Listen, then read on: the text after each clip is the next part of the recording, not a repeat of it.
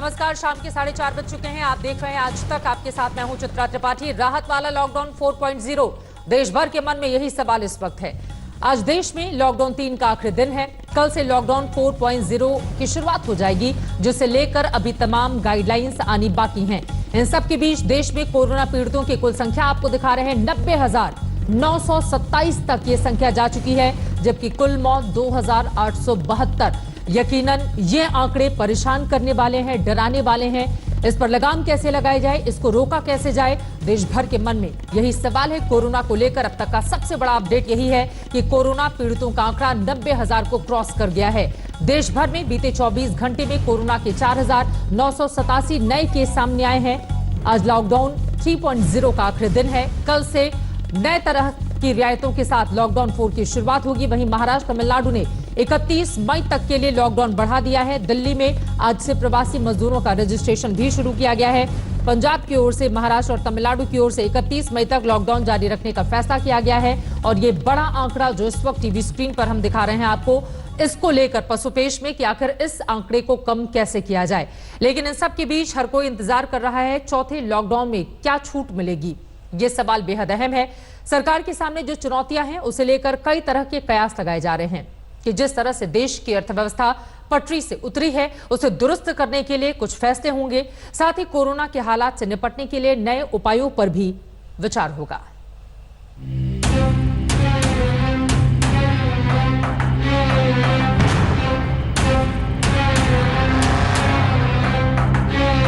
एक दिन बाकी है, कल से पूरा देश चौथे लॉकडाउन में होगा। लेकिन चुनौतियों के साथ 25 मार्च को पहले लॉकडाउन का आगाज हुआ था। तब से लॉकडाउन 3 के आखिरी दिन तक काफी कुछ बदला है। जिस हिसाब से कोरोना का खतरा बढ़ता गया है, नीतियां उसी हिसाब से बदली गई हैं।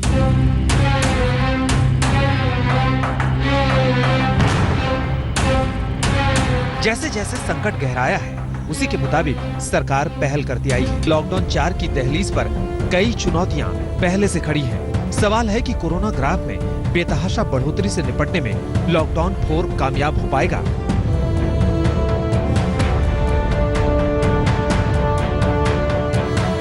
दूसरे राज्यों से बड़ी संख्या में प्रवासी मजदूर बिहार, यूपी और एमपी जैसे राज्यों में लौट रहे हैं। उनकी जांच के बाद कोरोना संक्रमितों की संख्या भी काफी बढ़ी है।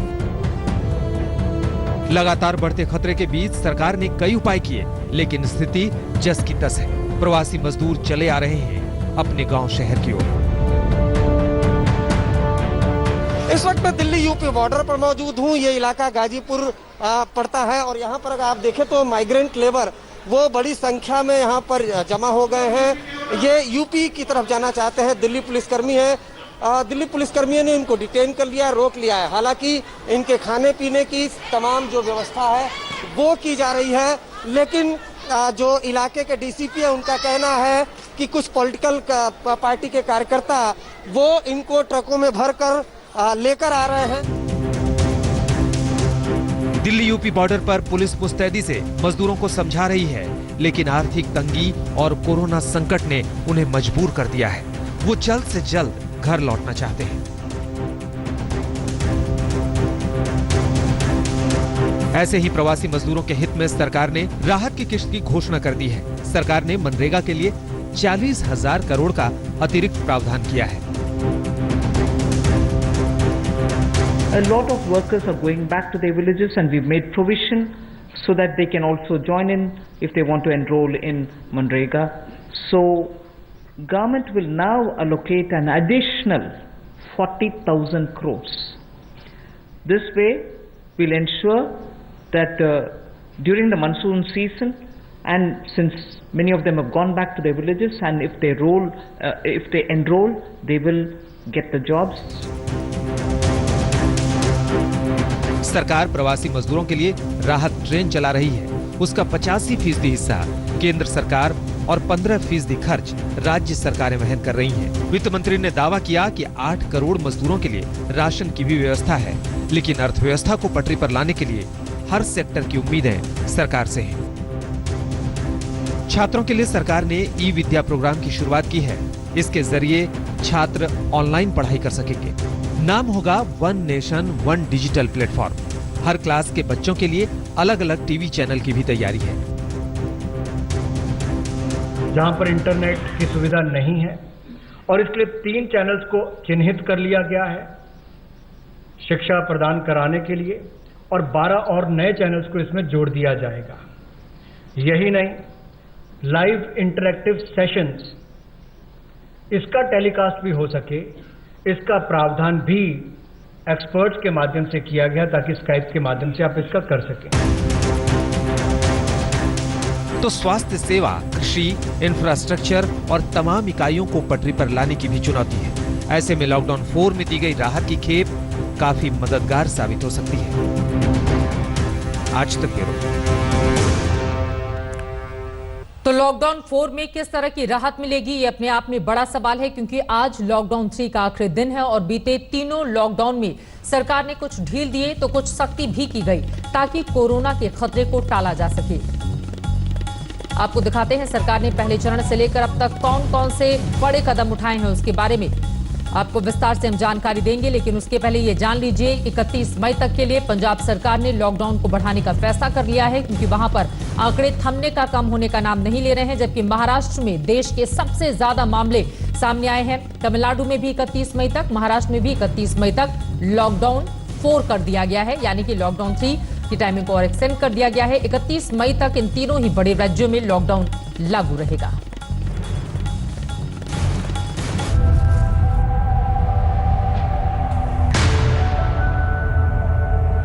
लॉकडाउन 4 पूरी तरह नए रंग रूप वाला होगा, नए नियमों वाला होगा।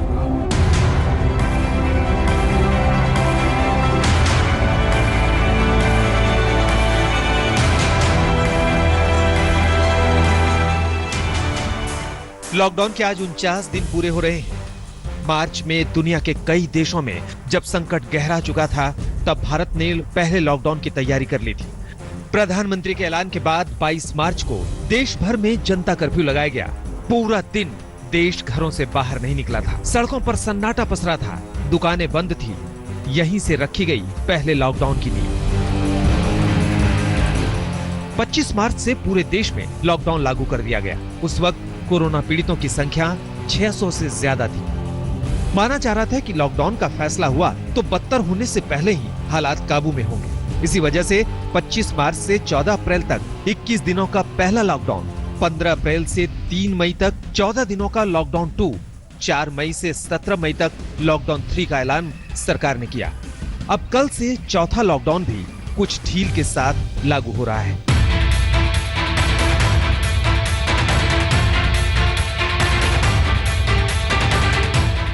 अब तक के 3 लॉकडाउन में कई मुद्दों पर सख्ती बरती गई। हर फेज में अलग अलग राहतें भी दी गई। पहला लॉकडाउन 25 मार्च को शुरू हुआ था।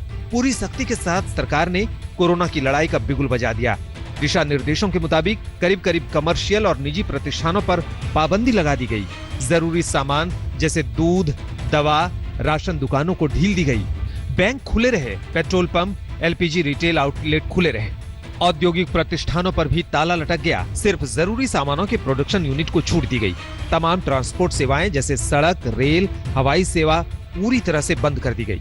सभी शिक्षण संस्थान बंद कर दिए गए। धार्मिक आयोजनों या पूजा स्थलों को बंद कर दिया गया। किसी भी तरह के सामाजिक, धार्मिक, मनोरंजन और सांस्कृतिक समारोह पर रोक लगा दी गई। पहला लॉकडाउन 14 अप्रैल को समाप्त हुआ। 15 अप्रैल से लॉकडाउन 2 का आगाज हो गया। अब तक कोरोना की रफ्तार थोड़ी धीमी हुई थी। शुभ संकेत मिले तो सरकार ने समाज को कुछ राहत देने की तैयारी कर दी, जिसे 20 अप्रैल से लागू किया गया। सोशल डिस्टेंसिंग के साथ मनरेगा का काम शुरू हुआ। बिजली, पानी, टेलीकॉम, सैनिटेशन से जुड़े कामों को मंजूरी दी गई।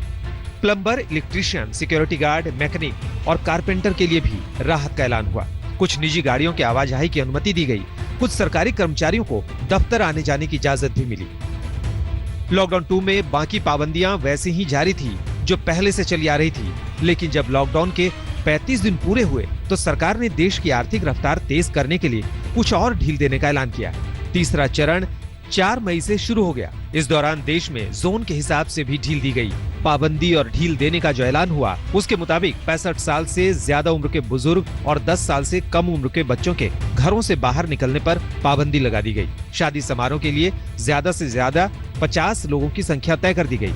अंतिम संस्कार में महज 20 लोगों के शामिल होने की इजाजत दी गई। मॉल में मौजूद जरूरी सामान की दुकानों को खोलने की इजाजत दी गई। शराब की दुकानों को भी कुछ जगहों पर खोलने की छूट मिली। निजी ऑफिस में 35% कर्मचारियों को काम करने की मंजूरी भी प्रशासन ने दे दी। आखिरकार लॉकडाउन 3 भी पूरा हो गया। इस फेज में प्रधानमंत्री ने देश को संकट से उबारने के लिए 20 लाख करोड़ की सौगात दी। उसे जोड़ दें तो ये करीब करीब 20 लाख करोड़ रुपए का है, जिसका ऐलान खुद वित्त मंत्री निर्मला सीतारमण और वित्त राज्य मंत्री अनुराग ठाकुर करते आए हैं।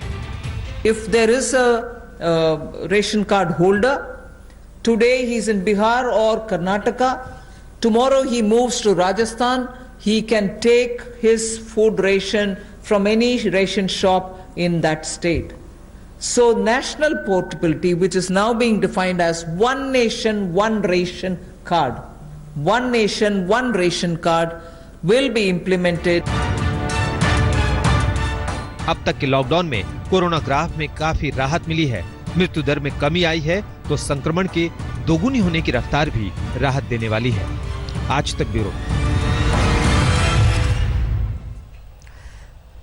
वहीं चीन से निकले वायरस ने दुनिया के तमाम देशों को अपनी चपेट में ले लिया है, लेकिन हिंदुस्तान पूरी शिद्दत से कोरोना के खिलाफ लड़ाई लड़ रहा है। तभी तो दुनिया भारत की तारीफ कर रही है। अभी के हालात को देखते हुए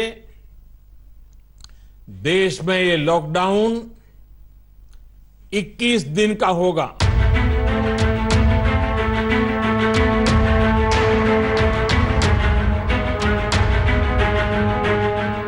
जब अमेरिका, इटली, स्पेन जैसे देश में कोरोना का प्रकोप रफ्तार पकड़ चुका था, तभी प्रधानमंत्री मोदी ने ऐलान कर दिया था पहले लॉकडाउन का।